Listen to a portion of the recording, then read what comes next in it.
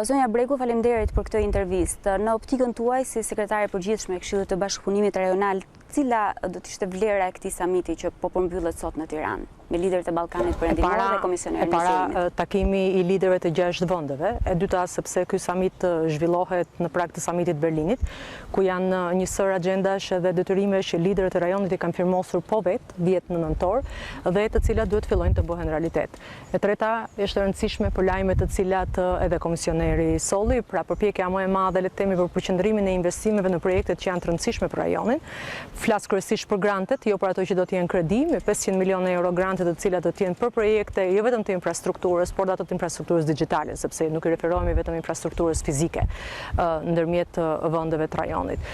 Dhe sigurisht përcjellja e lajmeve tjera të mira dhe angazhimeve, për shembull me një korrik ne fillojmë roaming free në rajon, pra me tarifë zero, dhe mbas këtij momenti do të fillojmë menjëherë përpjekjet për të bërë të mundur të njëjtin regjim të reduktimit të tarifave së pari me vendet e Bashkimit Evropian derisa të mbërrim pastaj në një nivel zero.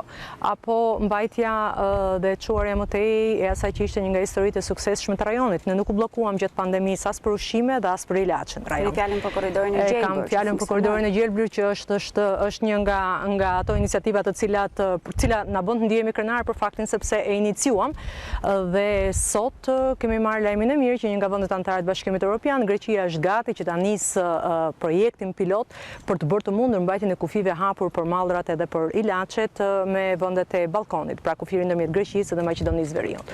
Këto sigurisht edhe të gjitha agjendat e tjera të cilat janë diskutuar sot nga ajo industriale, turizmi i qëndrueshëm, kemi dëgjuar për tranzicion digital dhe të Gjelbër. Çfarë janë? Që përpara tranzicionit digital edhe të Gjelbër.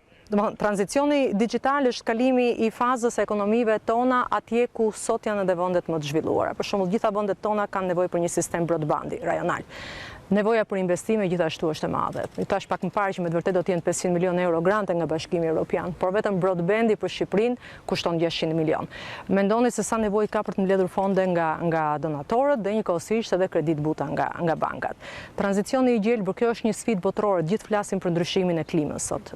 Ne, si Këshilli i Bashkëpunimit Rajonal, kemi filluar qysh vjet që të drejtojmë, le të themi, agjendën e Gjelbër në rajon. Pra që do të thotë më pak ndotje ajri, më pak zhvillim industrial që të mos jetë i orientuar pra për nga ruajtja e ambientit, mjedisit, të cilat janë sot sfida botërore. Jo më kot ne kemi një ditë shi, një ditë diell me shi edhe të tjera me radhë, të cilat edhe nga ndotja atmosferike. Pra të japim mundësi rajonit gradualisht, nuk bëhet menjëherë, që të ketë mundësi të ketë një ekonomi e cila të jetë e pastër, e gjelbër, apo siç quhet ndryshe green. Pse përmbushja angazhimeve për tregun e përbashkët rajonal konsiderohet nga ju në një kontekst delikat, jo vetëm politik dhe ekonomik, të tillë cilësuat gjatë fjalës tuaj në takimin e paraqitëve? Ne, sikurse dhe të gjithë institucionet e tjera ndërkombëtare, ne nuk jemi politikanët e vendeve të cilat marrin përsipër angazhime dhe që duan t'i zbatojnë. Jemi të ndërgjegjshëm se ka problematika dhe ka probleme dhe çështje bilaterale të pazgjidhura në rajon. Por për këtë arsye, nevoja që ka rajoni për investime, nevoja që kanë qytetarët për zhvillim, nevoja që kanë qytetarët e rajonit për të lëvizur lirshëm tek njëri tjetri, e bën të domosdoshme të çuarin përpara këtyre agjendave. Nuk ka asnjë problem për sa i përket pjesës së arritjes apo të zgjidhjeve teknike. Pra nuk ka asnjë problem sot nga grupet negociatore teknikisht që të mos hyjnë fuqi në korrik lëvizja e lirë e qytetarëve në rajon me ID cards. Shumë prej ekonomive të rajonit e kanë sot 4 prej tyre, por Bosnia dhe Kosova për shembull kanë ende viza me njëri tjetrin. Askush nuk pret sot për sot me njëherë që Bosnia e Hercegovina të njohë Kosovën, por nëpërmjet marrëveshje rajonale, siç ndodhi me Romin, ne mund të jemi të gjithë bashkë të japim mundësi qytetarëve të lëvizin me një ID card. Të japim mundësi mjekëve apo dentistëve që të njihen profesionet në çdo vend të rajonit që të kenë mundësi të mos kërkojnë vizë, apo biznesmenëve politike që po krijojnë vështirësi. Si gjithmonë, ne nuk mund të themi që çdo gjë shkon mrekullisht, nuk shkon fakt mrekullisht në asnjë vend të botës, por në rajon vështirësohen 2 herë më shumë problematikat pikërisht edhe për shkak të problemeve politike, çështje të pazgjidhura. Zonja Bregu, folëm për projekte të rëndësishme që realizohen mes vendeve të Ballkanit Perëndimor, por për qytetarët e të gjithë vendeve të Ballkanit Perëndimor, por veçanërisht për Shqipërinë dhe Maqedoninë, të cilat vazhdojnë të jenë në një cirk të gjatë. Është çështja e negociatave. Dhe e negociatave. më përpara duke sikur Maqedonia ishte para nesh, por Shqipëria jo, kurse kësaj here kemi inversin me sa duket dhe tashmë për shkak të një vetoje bullgare. Tani, sa e komplikon këtë? Sa herë që duhet flas për çështjen e negociatave dhe integrimin evropian, më duket se përsëris veten për më shumë se 15 vjet, dhe edhe sikur të isha njeriu më naiv në botë, nuk do të më mbante gjatë naiviteti për të besuar se historia e integrimit dhe bashkimit me Europën si vend antar është një proces i cili mbyllet së shpejti. Por është e domosdoshme për të mbajtur edhe vëmendjen, jo vetëm vëmendjen gjallë, por për të mbajtur rolin dhe premtimet e dhëna të Europës në rajon që ky proces të mos ndalet. Është jetik për Europën sa është jetik për Ballkanin Perëndimor. Për ne është jetik të mos mbetemi jashtë, për Europën është jetik që Ballkani Perëndimor të mos mbetet një zonë në ndikimin e influencave të tjera, të cilat me sa duket nuk është se kanë kaq vështirë gjetjen e rrugës për të qenë prezente.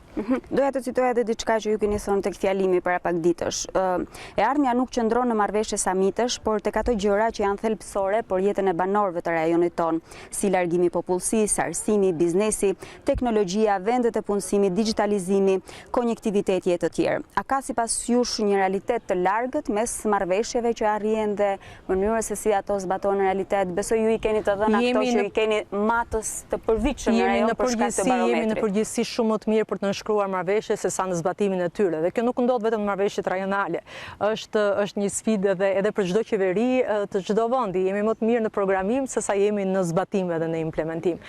Por e vërtetë është që ne kemi tregun e përbashkët rajonal sot në fuqi të firmosur nga liderët e rajonit prej nëntorit të vitit kaluar. Por nuk është ligj natyre tregu i përbashkët rajonal. Është përpjekje për të bërë të mundur këto agenda që ju përmenda. Lëvizjen e lirë qytetarëve me ID cards, mbajtjen e kufive të hapur në rajon për tregtin, krijimin e një mundësive të pasur një turizëm të qëndrueshëm dhe për t'u dhënë mundësi bizneseve të cilat merren me turizmin që të lëvizin në rajon. Mundësinë për të lehtësuar vizitat, hyrje, daljet e qytetarëve që vinë nga vendet e treta në rajon. Agjendën digjitale që është kaq e rëndësishme, ku nuk është vetëm roaming, po i përmenda broadbandin pak më parë, apo të gjitha ato sot që janë tendenca të zhvillimit digital kudo në botë. Punësimin, mbajtjen e të rinjve në rajon, të cilët po largohen masivisht vit mbas viti. Pra, procesi i bashkimit dhe integrimit evropian, në rast se vonohet gjithmonë më shumë, rrezikojmë që të kemi atë që po ndos sot e kësaj dite. Qytetarët e rajonit mund të bashkohen një nga një dhe tek e tek, duke u larguar për të gjetur një punë bashkimit evropian, të bëhen qytetarë evropian, dhe ne këtu të kemi vetëm le të themi një përqendrim vëmendje apo retorike politike, e cila do të vazhdojë të kërkojë të njëjtin proces, ndërkohë që realiteti mund të ketë ndryshuar edhe përpara se sa të mbyllet procesi përfundimtar i antarësimit me BE-n. Ka rëndësi për sigurinë, nuk ka rëndësi për pjesën e marrëdhënieve të sigurisë dhe për të mbajtur një rajon të qëndrueshëm edhe të sigurt. Në fundit Bashkimi Evropian vazhdon të mbetet partneri kryesor ekonomik për vendet tona me 73%, qytetarët e rajonit me 63% mbështesin totalisht antarësimin me BE-n, dhe nga ana tjetër mbien mirë që 77% e qytetarëve të rajonit janë të bindur tashmë se procesi i marrëdhënieve të mira me fqinjin, bashkëpunimi rajonal, biznesi, të rinjt, njohja e diplomave, kualifikimeve, është për ta i rëndësishëm. Pra, 77% e tyre sot e dinë që marrëdhëniet e mira me fqinjin dhe nevoja për të pasur zhvillim ekonomik më të thelluar në rajon është e domosdoshme. Dhe ju thoni që ka një përmirësim të ndjeshëm të këtij perceptimi në popullatën e rajonit. Të thonë qytetarët ne vetëm e lexojmë nëpërmjet matjes së opinionit. Matjes së tyre.